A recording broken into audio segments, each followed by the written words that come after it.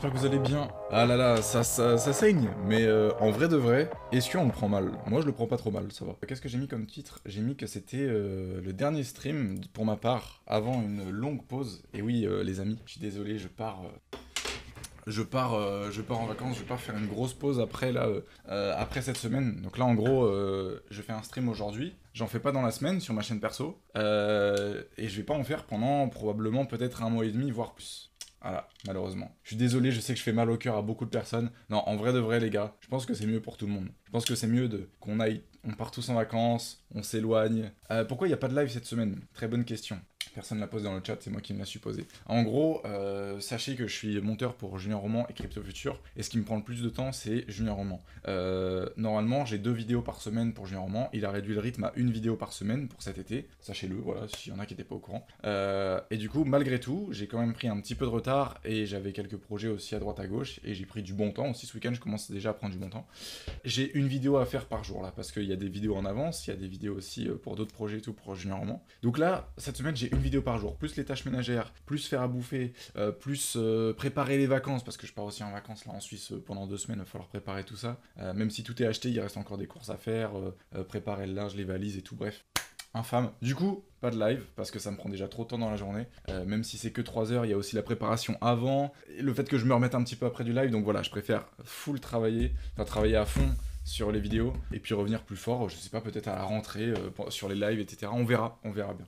Donc voilà. Du coup, profitez bien de ce live, mais dans tous les cas, il y a toujours AZK Crypto, il y a toujours Alan et CF qui vous feront des stories sur Instagram, sur Twitter et tout. Vous avez plein de contenu dans tous les cas, même si je suis pas là. Voilà.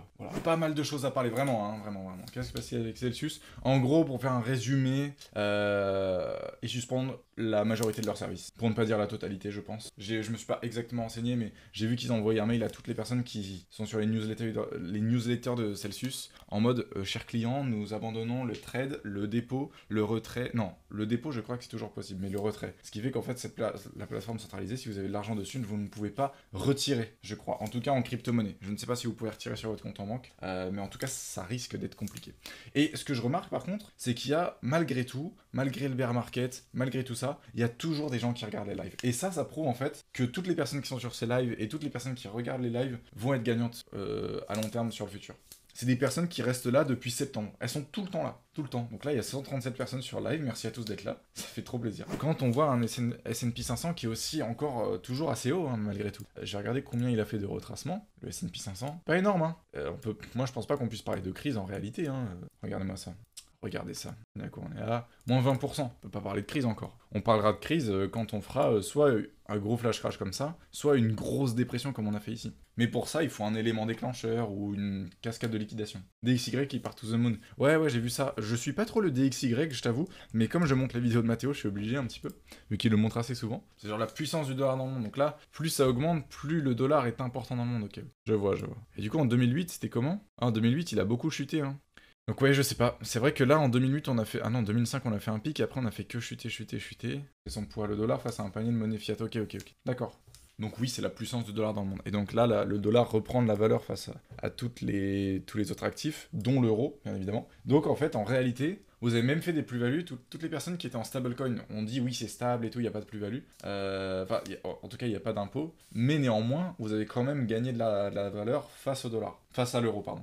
On est à 24 970, 980, et il vient de passer juste en dessous des 25 000 $, quelque chose qu'on n'avait pas vu depuis décembre 2020, je le rappelle. Donc on peut dire que ce stream est historique, on peut dire qu'il est historique, et je vous donne le défi de le ressortir dans 5 ou 10 ans, et de vous dire merde, j'aurais dû acheter à ce moment-là. En réalité, ah oui, il y a aussi un débat, il y a aussi des pensées des fois que j'ai, où je me dis, en réalité, les streams, c'est marrant parce que il y a une poignée de gens qui le regardent là, on est quoi? On est une grosse poignée quand même, hein. Il faut avoir des grosses mains pour prendre 182 personnes dans ses mains, d'ailleurs merci à tous d'être là. Mais c'est marrant parce qu'il y a une poignée de gens qui le regardent, moins de 200 personnes, et peut-être que ce stream il sera perdu à tout jamais, et peut-être que ces images on les aura plus, et en vrai de vrai, je me dis, est-ce qu'il n'est pas arrivé la même chose en 2017? Ça se trouve, il y a plein de gens qui faisaient des lives et tout en 2017, que les gens, enfin, où ça a disparu, et les gens disaient, ouais, c'est la merde, ça va cracher encore plus et tout. Alors qu'en fait, c'était le meilleur moment pour acheter. Mais les gens s'en rendaient pas compte parce que 2017, les gens commencent à découvrir la crypto, le grand public commence à découvrir la crypto, et personne pouvait se dire ça va changer le monde et tout, à part les personnes qui étaient là justement avant le bull run, genre 2015. On est reparti la semaine dernière, je vous disais quoi? Je vous disais qu'on était potentiellement dans une période d'accumulation. Et du coup, je me dis, en réalité, est-ce qu'on est reparti pour 2 ans? Est-ce qu'on est parti pour 2 ans dans le sens où est-ce qu'on va refaire un bear market comme on a fait? Et ben on va le voir justement dans cette analyse, et c'est possible qu'aujourd'hui, au jour d'aujourd'hui, je prononce le mot bear market. Néanmoins, pour toutes les personnes qui sont sur YouTube et sur Twitch, sachez que c'est pas un bear market comme je l'imagine, mais plutôt un marché baissier. Moi, je ne sais pas si ça va remonter demain, je ne sais pas si ça va baisser demain, je peux juste vous donner mon avis et mon sentiment sur le long terme. Donc, en weekly, qu'est-ce qu'on a? On va commencer déjà par regarder un petit ensemble. On avait fait 9 semaines de baisse ici, on a fait une semaine dans le vert, et ensuite on replonge 2 semaines, et en plus, qu'est-ce qui se passe aujourd'hui? On a fait une clôture hier à 26 478 $, une clôture qu'on n'avait jamais faite depuis le 21 décembre 2020, comme je le disais tout à l'heure dans le stream. Ensuite, qu'est-ce qu'on a? On a le RSI, qui est au même niveau que 2018. Ça y est, la semaine dernière, je vous disais qu'on était possiblement en train de revenir chercher. Ah, on n'est pas tout à fait au niveau. Il faut qu'il arrive à 29. Et là, on est sur un 29,50. Donc, il nous reste encore un tout petit peu à aller chercher. Néanmoins, pour que le RSI soit validé, il faut qu'on fasse une clôture aux alentours, je pense. Allez, aux alentours des 24 000, je pense que le RSI aura une bonne clôture. Donc, est-ce que, c'est ce que j'ai mis dans la miniature et dans le titre, parce que j'ai déjà prévu la miniature et le titre YouTube, est-ce qu'on est sur un bottom, ou est-ce qu'on est sur le début du bear? Parce que là, tout le monde parle de bear market, tout le monde s'éloigne du marché, tout le monde se casse. Et donc, en réalité, est-ce qu'on est sur le début, ou est-ce qu'on est sur déjà un bottom? Parce que on descend quand même depuis 6 mois déjà, et le RSI est sur des points bas qu'on n'est pas venu revoir depuis 2018. Le RSI en weekly, attention. Néanmoins, il y a toujours d'autres indicateurs, on le verra par la suite, notamment la MA200. Donc voici la moyenne mobile 200, qui est là au jour d'aujourd'hui aux alentours des 22 400. Et ce que je me dis, en réalité, c'est que si on veut une corrélation entre le RSI et la MA200, c'est possible qu'on fasse une mèche dans la semaine, qui nous fasse aller au niveau de la MA200, 2-3 jours peut-être, quelque chose comme ça, un V-bottom, à court terme, genre en H4 ou quelque chose comme ça, ou en H1, pardon, qui fasse sortir pas mal de liquidités potentiellement. Et en plus, et à la fin, on revient vers un 25 000 $, qui nous fait clôturer du coup, vers un 24 000 $, pardon, qui nous fait clôturer du coup, certes en dessous de la clôture weekly qu'on a fait la semaine dernière, mais qui nous fait clôturer au même niveau que 2018, au niveau du RSI. Une clôture de quoi faire peur à tout le monde, exactement. Et du coup, nous avons aussi le MACD, potentiellement dit sur un bottom la semaine dernière. Bon, finalement, on a plutôt pas mal baissé. Le MACD, je sais pas trop quoi en penser, il fait un peu n'importe quoi. Enfin, le MACD, c'était un bon indicateur au début du bull run, et là, j'ai l'impression que petit à petit, il se casse la gueule. Genre, ici, là, à partir de là, jusqu'au jour où on a fait même un retournement ici cet été, et à ce niveau-là, c'était un bon indicateur, mais à partir du moment où il a failli cross ici, quand on a failli se reprendre, et qu'il a directement recross, là je trouve que c'est un indicateur qui est un peu moins pertinent. En daily il est carrément pas pertinent, et en monthly par contre il est toujours assez pertinent. Je trouve qu'il suit pas mal le marché. Tu fais de l'immobilier? Je fais pas encore du... Bah j'ai 20 ans. J'ai 20 ans donc l'immobilier voilà.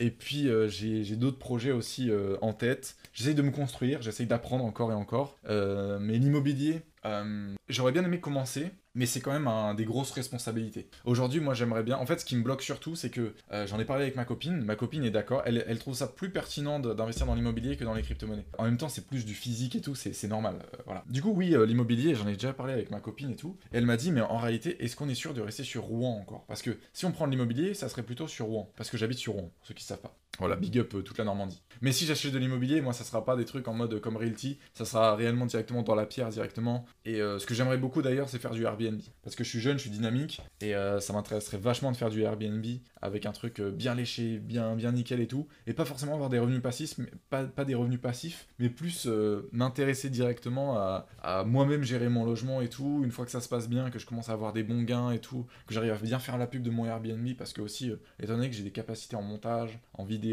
etc., en cinéma, etc., bah, je pourrais faire des super belles présentations des Airbnb. Enfin bref, j'avais pas mal d'idées comme ça, mais ma copine elle me dit, est-ce qu'on est sûr de rester sur Rouen? On a envie de bouger encore, on est hyper jeune et tout. Est-ce que c'est une bonne idée? Je sais pas trop. En tout cas, ma copine est plus apte à aller investir dans l'immobilier que dans les crypto-monnaies. Elle m'encouragerait plus en tout cas. Mais aujourd'hui, c'est un peu trop stable. Donc voilà, je fais pas d'immobilier encore. C'était assez long comme réponse d'ailleurs.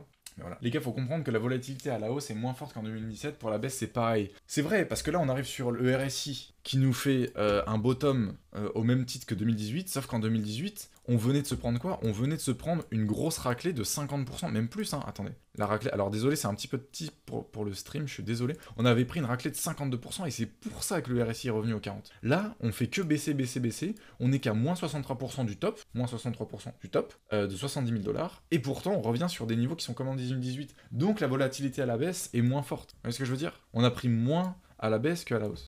Donc voilà, il y a aussi une corrélation avec le H-Ribbon, il faut que je vous montre ça, Le H-Ribbon qui est un indicateur qui s'est rarement trompé, pour ne pas dire jamais, pratiquement. C'est un indicateur qui nous dit quand acheter. Alors il fonctionne avec le hash rate aussi du Bitcoin, je vais vous montrer un petit peu ça. Vers fin 2020, début 2021, CF le montrait beaucoup, et je trouve qu'il avait été assez pertinent. En gros, vous voyez que ici, on a le H-Ribbon qui nous a fait une pastille bleue, et qui nous a dit d'acheter à ce niveau-là, donc en novembre 2020, pardon. Et aujourd'hui, si on avait acheté ici, que vous n'avez toujours pas vendu, vous êtes toujours en positif. Et vous voyez que les signaux d'achat, il les donne pas souvent. Le dernier signe d'achat qu'il a donné, c'était au niveau de l'été 2021. Alors certes, que si vous avez acheté là-bas et que vous avez gardé jusqu'à maintenant, c'est moins positif. Mais c'était quand même à 44 000 $, et après on est monté jusqu'à 70 000. Donc c'était pas non plus déconnant d'acheter à cet endroit-là. Et vous voyez que les signaux, il en donne à peu près 2 par an. Ça dépend. Ici, pendant le bear market, il en avait donné pas mal des signaux d'achat. Et il s'était pas trompé. Acheter dans le bear market, c'était beaucoup mieux que d'acheter au top. Et quand vous voyez, bon là j'ai pas tout le graphique, je pense qu'on peut aller sur le VLX.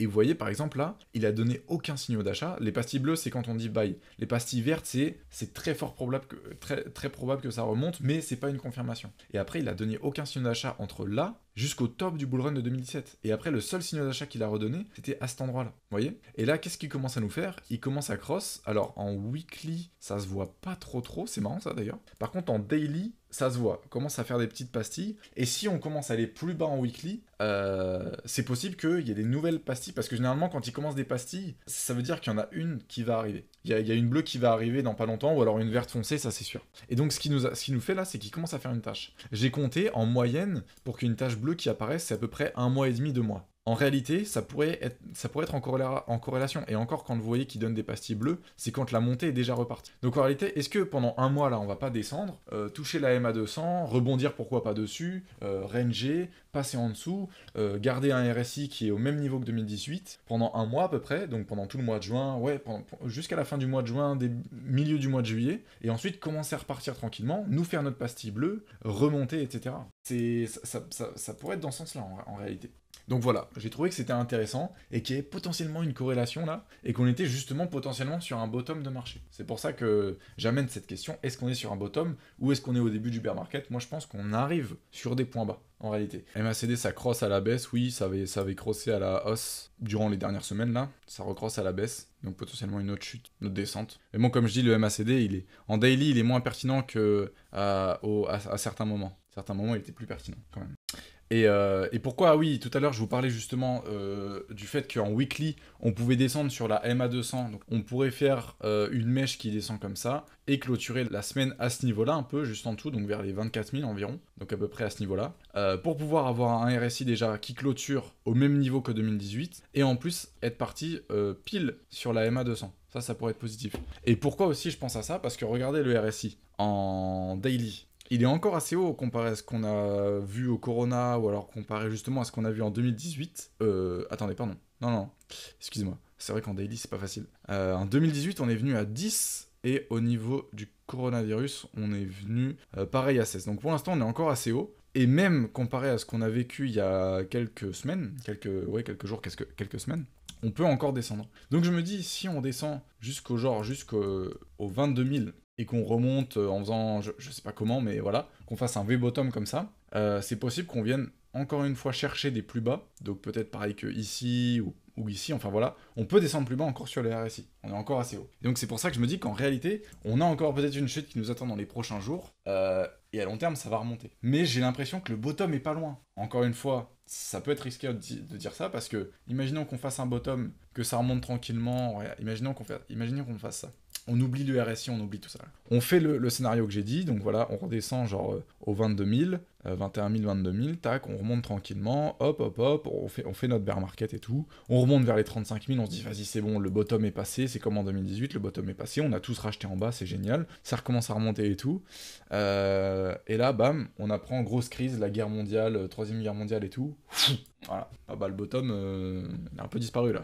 Il y a toujours un flou, dans le sens où il y a la guerre en Ukraine, il y a toujours le Covid-19, enfin le Covid-19, la Covid, coronavirus, vous l'appelez comme vous voulez, qui est toujours là, toujours présent, dans beaucoup de pays. Il y a les canicules, il y a l'instabilité financière, il y a l'inflation, il y a beaucoup de choses. Il y a beaucoup de choses, donc on est dans une grosse incertitude. Je vais faire en vert les marchés financiers et en bleu le Bitcoin. Je pense que si on a une crise, ça va faire un truc comme ça, enfin une dépression, ça va faire un truc comme ça, et ça va remonter petit à petit. Voilà. Je pense qu'après, bon, hop, ça va monter petit à petit, et voilà, ça va faire un cycle. Finalement, c'est comme ça que ça arrive. Et encore, le bottom peut être encore plus tranché. Le Bitcoin, pour moi, qui peut faire quelque chose comme ça. Bon, attends, si on reprend un peu le graphique qu'il a là, si on a un truc qui arrive maintenant, si on a une crise qui arrive maintenant, bien évidemment, je pense qu'il peut faire ça, donc en même temps que les marchés financiers, mais qu'au final, les gens vont se reprendre plus rapidement, enfin que le Bitcoin va se reprendre plus rapidement que les marchés financiers. Vous voyez ? Moi, je vois un truc un peu comme ça. Et qu'en réalité, du coup, vu que le Bitcoin va se reprendre plus rapidement que les marchés financiers, alors soit ça va avoir un effet de, en fait, le Bitcoin commence à réaugmenter, et donc le fait que le Bitcoin augmente, bah, les gens vont prendre des liquidités, les fonds d'investissement vont reprendre de l'argent du Bitcoin pour réinvestir sur les marchés financiers, qui eux seront plus bas du coup. Mais néanmoins, on a vu quand même qu'au crash Covid, il a craché en même temps que les marchés financiers. Même l'or a craché, vous vous rendez compte ? Et on voit beaucoup les gouvernements là dire oui, il faut contrer l'inflation, contrer l'inflation. Moi j'ai envie de leur dire, les gars, le meilleur moyen de contrer l'inflation, c'est d'accepter le Bitcoin en France. Voilà, et d'expliquer, de vous former déjà vous sur le Bitcoin. Enfin, c'est normal, c'est le B à bas. Moi je pense en tout cas qu'on va se prendre une crise dans les 10 ans qui vont arriver. Il y aura une crise. Alors je me mouille pas trop en disant ça, mais je pense qu'on peut avoir une grosse crise qui feront de ce fait émerger les crypto-monnaies. En 2009, on a eu une grosse crise qui a fait émerger les crypto-monnaies. Et là, je pense que cette nouvelle crise va faire d'autant plus réémerger les crypto-monnaies, mais en plus va les faire monter sur un piédestal dans le sens où elles seront anti-inflation, qui seront pour les pays pauvres. J'ai regardé la vidéo de Grand Anne Crypto où ils sont partis en Centrafrique et ils ont dit que c'est une super, comment dire, c'est une super alternative au cash qu'il y a là-bas, parce qu'il y a des vols, parce que les gens n'ont pas forcément accès à des comptes bancaires, parce que les gens ont tous un téléphone portable. Enfin bref, ça résout beaucoup de problèmes. Et du coup, les crypto-monnaies peuvent être amenées sur la scène internationale par ce biais-là. Pour moi, le bottom est à 13 000, mais on va rebondir sur les 23 000 pour repartir vers 36 000 avant de redescendre. D'accord, donc je pense qu'on fait 23 000, 36 000, 13 000, c'est ça ? Il y a une moyenne de une crise tous les 10 ans. Eh ouais. Et là on est quoi ? Ça fait 14 ans qu'il n'y a pas de crise. C'est ça qui me faisait peur. Depuis, j'ai l'impression, je sais plus depuis combien de temps je le dis, mais j'ai l'impression qu'elle arrive à grands pas, que personne ne la voit arriver, ou alors que tout le monde la voit arriver, et que le jour où on se dira ah mais non c'est bon la crise est passée. Enfin, c'est assez bizarre comme sentiment, parce que j'ai l'impression que beaucoup de gens s'attendent à une crise, parce que les marchés sont très incertains, mais néanmoins si tout le monde s'attend à une crise, alors personne va revendre, parce que tout le monde va vouloir racheter, tout le monde va attendre la crise. La crise Covid c'était plutôt un flash crash en réalité. La crise Covid elle a pas vraiment eu lieu j'ai l'impression. Et même si elle a eu lieu, elle a duré très peu de temps. Normalement une crise, enfin moi j'appellerais ça plutôt une dépression. Une dépression normalement c'est beaucoup plus gros les gars. Il y a plein de banques qui font leur crypto car elles ont peur que les gens deviennent indépendants grâce au crypto. Le mieux c'est d'avoir du Bitcoin en fait. En réalité quand on y réfléchit bien, le mieux c'est d'avoir du Bitcoin. Tout le monde en a, on crée plein de projets là-dessus. T'as des pays qui commencent à l'accepter. Il n'est géré par personne. Il est décentralisé. Le mieux c'est d'avoir du Bitcoin. Vraiment. Je suis pas un Bitcoin maximaliste. Hein. Plus j'avance dans le temps, plus je me dis le mieux c'est d'avoir du Bitcoin. Et pas une crypto-monnaie, un altcoin, une crypto-monnaie de la caisse d'épargne, j'en sais rien, ou c'est pas quoi, ou n'importe quelle banque en France ou dans le monde. Parce que dans tous les cas, ça sera soit un stablecoin, soit une monnaie qui sera gérée par la banque. Un peu comme prochaine crise, BTC qui remplace le dollar, ça me va. BTC qui remplace le dollar, ça peut être compliqué. BTC qui remplace une monnaie fiat, ça peut être compliqué. BTC qui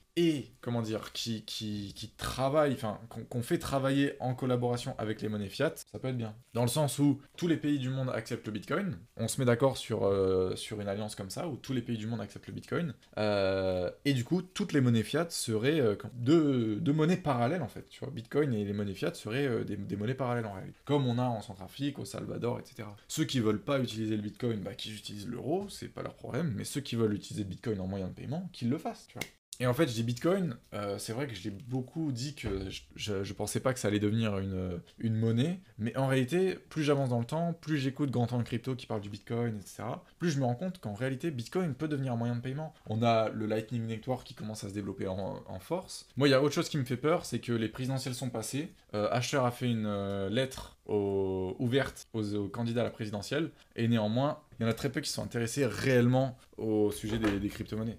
Et il y en a bien quelques-uns qui ont voulu se donner bonne conscience et en essayant d'attirer un petit peu de monde en mettant ça dans leur programme. Mais en réalité, c'était, je dis pas le grand absent de la campagne, mais je pense que quand tu as 10% des Français pratiquement qui ont investi dans les crypto-monnaies, c'est la moindre des choses d'essayer d'en parler un petit peu, même si c'est pas le sujet de prédilection. Il y a quand même 10% des gens en France qui sont intéressés par ce sujet. En plus, la France a énormément de règles, on se met pas mal de bâtons dans la rue, ouais, c'est ça. Beaucoup, très compliqué, très compliqué. Et moi, en vrai, si je pars en Suisse, les gars, je vais vous expliquer. En gros, la Suisse, j'y vais depuis que je suis tout petit, parce que j'ai de la famille là-bas. J'ai toujours été attiré par les paysages, par ce pays. J'ai toujours trouvé ce pays ultra beau. Quand tu te balades dans les rues en Suisse, déjà, c'est hyper propre. Ça, c'est quelque chose qui est génial. En France, tu vois, t'as des chewing-gums tous les 2 cm. En Suisse, t'as pas ça. T'as pas des. Bah, il en parlait d'ailleurs, Crypto Million. C'est vraiment hyper clean, la Suisse. J'ai toujours été attiré par ce pays. J'ai toujours eu une admiration vers ce pays. C'est ultra sûr. C'est bien évidemment, c'est plus riche que la France, etc. Et si j'y vais, en fait, c'est parce que je peux avoir une nationalité suisse simplifiée. Et si je me casse, c'est pas simplement pour éviter d'avoir des taux d'imposition, enfin de l'imposition sur les cryptos et ensuite revenir me faire soigner en France. Si je vais en Suisse, c'est vraiment pour rester en Suisse, vivre en Suisse et voilà, toujours rester en Suisse et m'expatrier réellement en Suisse. Voilà. D'ailleurs, big up à tous les Suisses. On se voit dans une semaine. Je me casse en Suisse. Je vais voir Crypto Million. Non, du tout, du tout. Je connais pas personnellement Crypto Million. Après, s'il me contacte ou je sais pas, après voilà, mais j'y vais pas pour le voir. J'y vais pour me déconnecter des réseaux. Donc voilà. La France aussi, c'est très propre, faut pas abuser. Oui, c'est plus propre que certains pays. Mais en vrai de vrai, la Suisse, c'est de la discipline. La première fois que j'ai rencontré ma copine, il y avait ses parents du coup, et on est parti à Dieppe.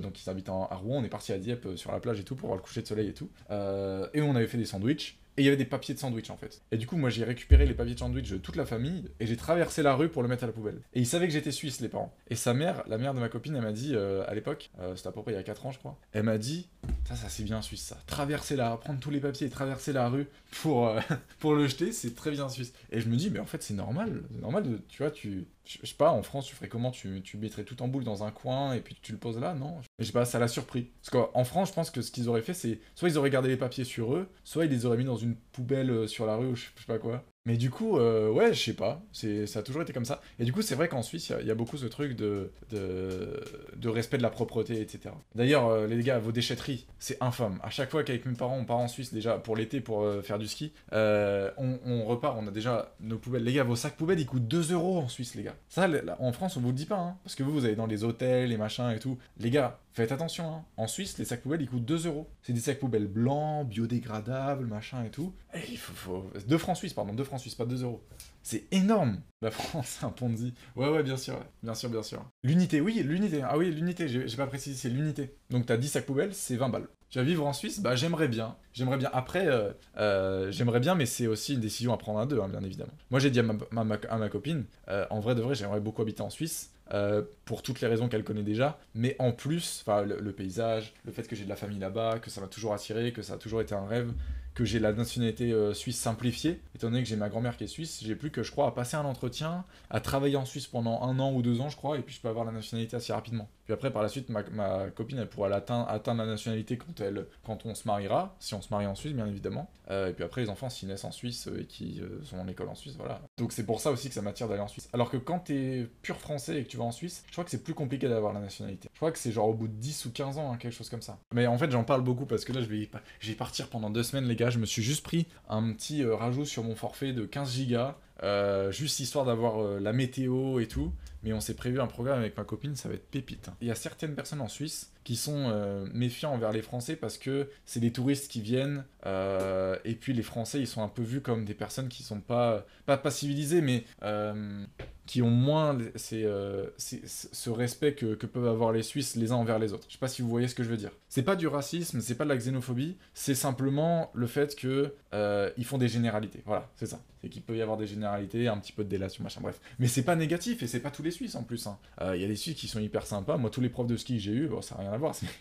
Mais je rappelle, j'ai toujours eu un hyper bon souvenir. Et puis pareil sur les pistes de ski ou quoi, les seules personnes qui m'ont engueulé sur les pistes de ski en Suisse, c'était généralement des Français. Hein. Je me rappelle, j'étais tout gamin, il y avait un champ de boss, il y avait une famille plus loin, j'avais chialé, putain, je me rappellerai toujours de cette anecdote. Je fonce dans le champ de boss parce que je kiffais, j'étais trop fort en ski et tout. Je fonce dans le champ de boss. Il y avait une famille juste derrière le champ de boss. Je tape la mère. Je devais avoir 7 ans, un truc comme ça. Je la fais tomber. Son mari m'engueule, vraiment. Et il y avait aucun accent suisse, il y avait rien du tout. Ça sentait que c'était des touristes parce que c'était toute une famille, je pense. Et je suis pas sûr que c'est des Français, mais à me souvenir, je pense que c'était des Français, vraiment. Et sinon, il y a toujours eu des Suisses, les mecs aux remontées mécaniques, les profs de ski, toujours là pour aider, toujours là pour tendre la main et tout. Voilà, c'est juste comme ça. À mon avis, il y a certains types, enfin, c'est comme en France, hein. Il y a certaines personnes qui aiment parler des étrangers, certaines personnes qui veulent vivre avec des étrangers et tout, des personnes qui font aucune amalgame, enfin voilà, c'est comme en France. Ça fait hyper longtemps qu'on l'a pas vu. D'ailleurs, ETH, ça plonge, hein.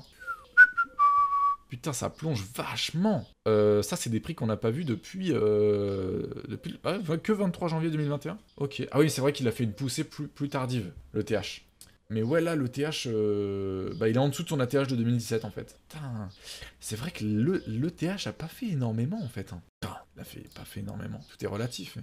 Ah ouais, il est très différent, parce que là, il a fait 238%, et le Bitcoin, il a fait combien? Ouais, le TH a fait des moins bonnes perfs que le Bitcoin. Comparé à la TH de 2020, de 2017, pardon. Ah, ça c'est intéressant. Ça. Mais ça m'étonne pas. Et pourquoi? Parce que la supply de l'ETH fait que augmenter. Donc pour que les mouvements fait que augmenter. Elle augmente alors que celle du Bitcoin elle augmente mais moins vite. Donc ça me choque pas trop. Par contre il y a ça là, Solana là les gars. Solana je le regarde, je le guette du coin de l'œil parce que il y a Stephen aussi qui est en relation avec. Et je regarde Stephen parce que à partir du moment où t'as une chose qui coûte 50 balles, j'en achète une. 2,98. Et bah ça peut être hyper intéressant en fait là les gars. Attendez, 2,98 le floor price. 2,98 le floor price. Ok. 2,98, donc ça fait 3. Ouais, ça fait à peu près 75 balles, hein, la chose. Alors, Solana à 20 balles, à mon avis, le floor sur Stephen, il sera vers les 2. Donc ça ferait une chose à 40 balles. Moi, j'achète. Hein. Et j'achète dans le sens où je m'en bats les couilles en plus de la rentabilité. Hein. En vrai, je l'achète comme une chaussure, voilà. T'as pas peur que ça finisse à 0? Bah, au pire, je m'en bats les couilles. En vrai, si ça me donnera toujours un bonus quand j'irai marcher. Sachant que cet été arrive et tout, nickel. J'ai mes petites lunettes de soleil là, j'active mon Stephen. Let's go, je vais marcher en Suisse, je me fie de balade. Pas un bonzi Stephen? Si, mais bon, on va dire qu'on y croit. On va passer sur un nouveau sujet, du coup, que je voulais vous parler. C'est le fait que beaucoup de projets tombent en ce moment. Il y a quelques semaines, Luna, il s'est complètement craché. Solana, qui a toujours des bugs, la blockchain, des fois, elle s'arrête complètement. Donc ça, c'est pas... Je pense pas qu'à long terme, ça peut être viable. Un projet qui a des bugs tous les mois ou tous les 2 mois, ça peut être compliqué, surtout si on veut construire des trucs qui sont stables dessus. Des stablecoins ou alors des trucs comme Stephen, par exemple. Dès qu'on voit que la blockchain Solana, elle s'arrête, GST il augmente, il fait un pic au niveau de son prix. Et on a Celsius aussi qui met en pause beaucoup de ses services. D'ailleurs, je vais vous lire un petit peu ce que j'ai lu dans le mail. En gros, c'était en anglais. Dans le mail, il disait: en raison des conditions de marché extrêmes, nous annonçons aujourd'hui que Celsius suspend tous les retraits, échanges et transferts entre comptes. Et par contre, ils n'ont pas dit qu'ils suspendaient les dépôts. Donc ça veut dire que vous pouvez toujours déposer de l'argent sur Celsius, mais vous ne pouvez pas les retirer. Et ça, c'est problématique. Ça veut dire qu'en gros, c'est problématique pour Celsius. Ça veut dire que tu peux pas retirer ta thune, mais tu peux en déposer. Donc elle est bloquée ta thune, en fait. C'est chaud, hein. Nous prenons cette mesure aujourd'hui pour mettre Celsius en meilleure position pour honorer au fil du temps ses obligations de retrait. Nous comprenons que cette nouvelle est difficile et nous pensons que c'est la mesure la plus responsable que nous puissions prendre pour protéger notre communauté. Et j'ai mis entre parenthèses, ou votre capital. Parce que pour moi, là, ce qu'ils sont en train de faire, c'est clairement d'empêcher leur communauté de pouvoir retirer leur argent, mais néanmoins, ils peuvent toujours leur permettre de faire des dépôts. Ce qui fait que ça devient très dangereux, et ça devient beaucoup trop centralisé. Donc ça, c'est des mauvaises décisions, je pense, qui vont faire très mal à Celsius. Et donc, je suis en train de me dire, vous voyez, le bear market, c'est toujours un moment où c'est la purge. C'est la purge de tous les mauvais projets, tous les projets qui ne tiendront pas à long terme. Et là, où on me demandait tout à l'heure un avis sur EGLD, et ben justement, EGLD, ils sont très forts parce qu'ils arrivent à prendre à contre-pied, enfin pas à contre-pied, mais ils arrivent à mieux s'en sortir. Ils ont une putain de forte communauté, ils se sont fait hacker au plus bas, ils ont fait un plus bas depuis de longs mois, ça faisait presque 1 an qu'ils n'avaient pas fait des plus bas comme ça. Ils se font hacker, mais ils arrivent toujours à s'en sortir. Et du coup, ce qui fait que même si aujourd'hui leur crypto-monnaie EGLD est à 30... D'ailleurs, c'est une catastrophe. Hein. Vous voyez le 100% là, la ligne, bah c'est mon point d'achat moyen sur EGLD.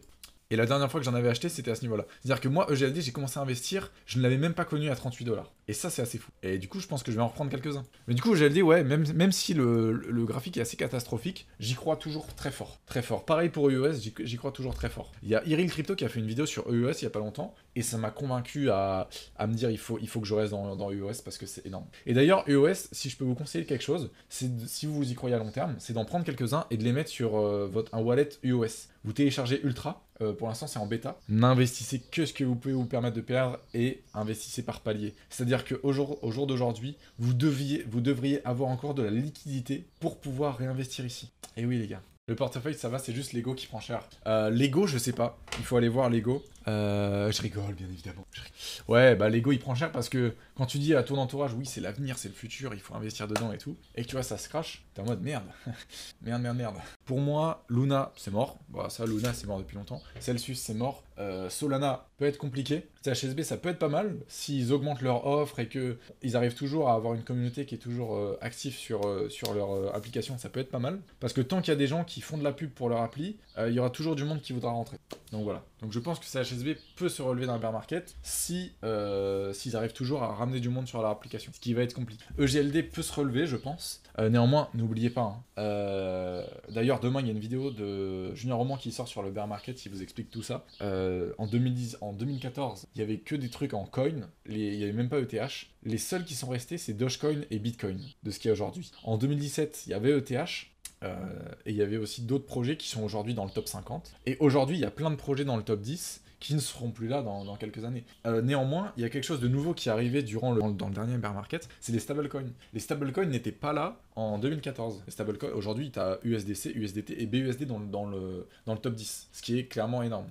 Crow, je sais pas si ça peut se relever, en réalité. Mais en vrai de vrai, si vous voulez des trucs qui vont rester sur du assez long terme, c'est Bitcoin ETH. Point. Bitcoin ETH, c'est quelque chose qui est assez sûr. ETH, en plus, ils vont passer à ETH 2.0, donc ça peut être intéressant. Pour toutes les personnes qui n'ont pas encore investi dans les cryptos, ou alors qui sont très peu rentrées, c'est hyper intéressant. Même si ça baisse, c'est hyper intéressant aujourd'hui. Et puis pareil, rentrez par palier. Ne faites du DCA, les gars. Faites du DCA, c'est hyper important. Ah ouais, le DOT. Putain, le DOT, je ne sais pas du tout, je n'y connais pas assez. Mais pareil, il faut qu'ils soient ETH compatibles, et il faut qu'ils arrivent à toujours faire avancer leur projet. Et à se relever s'il y a une mauvaise news. Breaking news, UST redevient stable, mais vers les zéros. Ah merde. Mais l'ETH peut pas tomber à zéro, toutes les crypto-monnaies peuvent tomber à zéro. C'est de la théorie. En théorie, toutes les crypto-monnaies, mathématiquement, toutes les crypto-monnaies peuvent tomber à zéro. C'est ça qu'il faut pas oublier, les gars. Mais ETH peut tomber à zéro dans le sens où, oui, la blockchain serait complètement serait hackable, etc. Mais justement, le fait qu'ils passent à ETH 2.0 et qu'ils mettent autant de temps, ça prouve le fait qu'ils veulent faire en sorte que leur blockchain soit robuste. Si ça tombe à zéro, c'est soit que la blockchain a complètement été hackée, soit que quelqu'un a réussi à prendre le contrôle et tout le consensus de la blockchain. Enfin voilà. Au Venezuela, leur monnaie est tombée à zéro. Prix divisé par 1 million en très peu de temps. Non mais le Venezuela, je sais pas ce qu'ils attendent pour passer à Bitcoin. Hein. Leur monnaie, elle est plus instable que... j'ai pas de blague, mais elle est hyper instable leur monnaie au Venezuela. Je sais pas ce qu'ils attendent. Ils ont vu le Salvador, il y a le Centrafrique, là, ils devraient s'y mettre là. À 15h30, les marchés US vont ouvrir, on va voir comment ça se passe. Ça va peut-être être la décadence là, hein, marché US. Votre portfolio, dans le vert, dans le rouge, ou alors j'en ai pas. Voilà. Et je parle à long terme, hein, les gars. Moi, je vais pas faire le mec. Mais c'est vrai que je peux dire qu'il est dans le vert. Il est dans le... ou quoique. Il est peut-être dans le rouge, mais de très peu. En fait, j'ai eu la chance d'arrêter d'investir vers septembre, de ne pas avoir investi des grosses sommes, et par contre d'avoir fait des gros gains par rapport à ce que j'ai investi. Notamment grâce au Maillard Launchpad, au Ride. J'avais eu la première allocation, et comparé à la taille de mon portefeuille, les gains que j'ai faits étaient genre 4 fois supérieurs à la taille de mon portefeuille de ce que j'ai investi. Résultat, bon, aujourd'hui j'ai pas mal perdu, mais je suis toujours à l'équilibre par rapport à mon portefeuille complet. Donc n'hésitez pas à voter tout en haut du chat là. Vous avez votre portfolio de points, et vous pouvez mettre dans le vert, dans le rouge, ou alors j'en ai pas. Il y a quand même des gens qui n'ont pas de portefeuille. Hein. Ah oui, MyPoro qui dit j'ai démarré à zéro grâce au Scholar, je peux être que dans le vert. Bah ouais, forcément ceux qui ont rien investi ou qui ont gagné des cryptos ou quoi que ce soit. Ah c'est sûr. Que ça ride ou Icium, j'ai jamais eu ticket. Oh, ça va arriver là. S'il y a un autre launchpad cet été, moi je vais y participer. Hein. Comment tu te fixes tes paliers pour retirer? Bah ça dépend des crypto-monnaies, mais là, je t'avoue que je suis pas en mode je vais me fixer des paliers pour retirer, je vais plus fixer des paliers pour racheter. Il y a 21% des gens qui sont dans le vert, 72% qui sont dans le rouge, ouais c'est honnête hein. Et 7% qui n'ont pas de portefeuille, oui, ça m'étonne pas. Ces chiffres m'étonnent pas trop. Et encore, je pense que les gens sont dans le vert, mais de très peu. Ou alors, la plupart des gens qui sont dans le vert, c'est qu'ils ont fait... c'est qu'ils ont gagné beaucoup alors qu'ils n'ont pas trop investi, ou qu'ils ont fait comme moi, grâce au Launchpad. Après, il y a eu le Maillard Launchpad et tout. Je me suis dit, vas-y, to the moon, to the moon. Bon, finalement, on n'a pas été to the moon. J'ai quand même une allocation sur Ride. J'ai fait 4000 balles de gain. J'aurais pu faire plus, mais j'ai quand même fait 4000 balles de gain. Ce qui, comme je le dis, était équivalent à 4 fois mon portefeuille, en fait. Mon portefeuille, à ce moment-là, qui était à 5000 balles, alors qu'en réalité, dans ce que j'avais mis, c'était... j'avais mis 1000 balles en tout dans les crypto-monnaies. Et j'étais à fond dans le vert, c'est ça qui est fou. Et donc, ouais, mon portefeuille s'est élevé à 6000 balles à un moment. J'avais plus en crypto qu'en banque, à un moment. Et aujourd'hui, ça s'est bien inversé. Et en fait, j'ai hold parce que je pensais que ça allait aller plus haut. Résultat, c'est pas allé plus haut. Mais je regrette pas, parce que tous les gains que j'ai fait aujourd'hui dans les crypto-monnaies, c'est que du plus, que du positif. Et ce qui est fou, c'est de se dire que... Alors certes, j'étais peut-être à 6000 $, en novembre-décembre à peu près, mais j'ai accumulé des crypto-monnaies qu'aujourd'hui, je n'ai pas revendues. Donc en fait, j'ai peut-être perdu de la valeur en dollars, mais au niveau des crypto-monnaies, j'ai plus que ce que je n'avais il y a un an, tu vois. Et aujourd'hui, je vois plus la valeur, par exemple, de tous les OGLD que j'ai, des ETH que j'ai, des VET, etc., que j'ai, plutôt... UOS et tout, et de tous les projets et tout, plutôt que la vraie valeur en dollars. MyPoro qui demandait ça dure combien de temps en moyenne un BR? Bah ouais, justement, on disait look le RSI. Je vais te montrer le RSI, mon grand. Alors, je lui parle comme si c'était mon fils, alors qu'il est sûrement plus âgé que moi. Vous avez combien dans le chat là? Vous avez quel âge dans le chat? Pour savoir un petit peu où est-ce que je me situe. 42, 32, ouais. Vous êtes mes parents, quoi, vraiment. J'en ai pas vu un qui était plus jeune que moi là pour l'instant dans le chat. Crypto Tonton, il porte bien son nom. Ouais, bah vous êtes tous plus âgés dans le chat. Insane. J'ai 20 ans, pour ma part. Donc là, je vois du 23, du 24, du 29, du 47, du 37, 39, du 45, du 30, 17, ok, il y en a un qui est plus jeune que moi. D'accord. 20 ans aussi, j'ai vu. On vous demande pas votre département et votre âge. Oh le bâtard. Sale merde. À 22 ans, t'es millionnaire. Ouf. 22 ans, je serais peut-être à la fin du bull run. 19 ans, là. Crypto plouk. Ça sera peut-être la fin du bear market, là, 22 ans. On est à combien? 26 000, mais on a un jour de retard.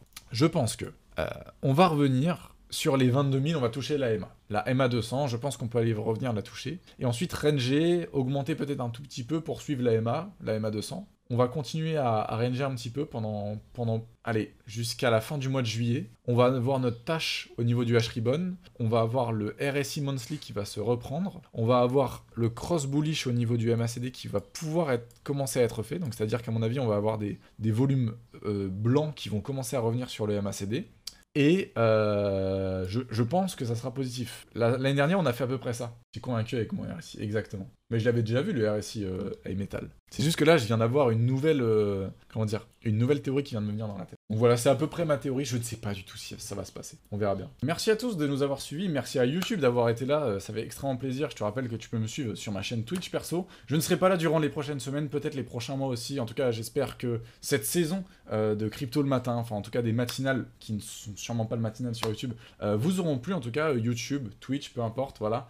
Merci à tous de nous avoir suivis, de m'avoir suivi. Ce fut un sacré plaisir. Bonne chance à toutes les personnes qui sont sur le marché. N'hésitez pas à investir sagement, à n'investir que ce que vous pouvez vous permettre de perdre. Et même si le marché est un peu rouge en ce moment, sachez que les cryptos remonteront un jour ou l'autre, ça c'est sûr et certain, et qu'on atteindra des sommets. Voilà. Donc merci à tous de nous avoir suivis, merci à toi YouTube. N'hésite pas à t'abonner, à lâcher un like sur la vidéo, ça fait plaisir. Salut!